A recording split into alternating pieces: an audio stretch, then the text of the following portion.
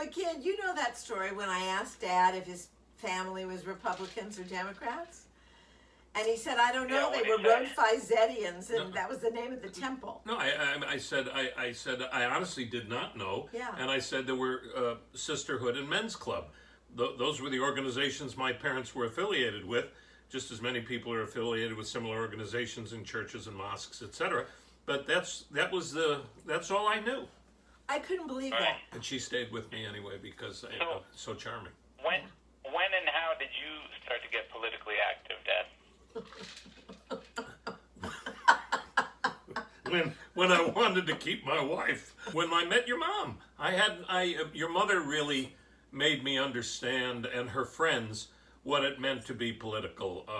I even said to Martin Sheen and Janet, who were dear friends of Mom's, and they had to approve me when I met Mom, because her parents weren't alive, and I went over to Martin Janet's, and not that long after, a few years after, but I remember we were sitting having lunch on Amsterdam Avenue on the Upper West Side of New York, and somebody said something about just what you're asking, are you political? And I said, yeah, I'm really not political. And I'll never forget it. Martin said, what do you mean you're not political? Do you breathe?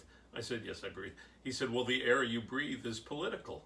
And then he went on, and I learned from that lunch forward that everything we do, I do, all of us do, is political.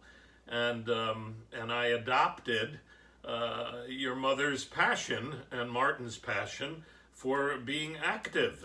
I had a lot of political teachers. My friend Martin Sheen, my wife Catherine Grody, my dear friend Joe Papp, and my sons then became political mentors of mine, both Isaac and you, Gideon, awakening me. And it's been a meaningful, deeply meaningful part of my life that, frankly, for the last 30 years, if it wasn't the case, I don't know who I would have been. Because it defined my reason for being.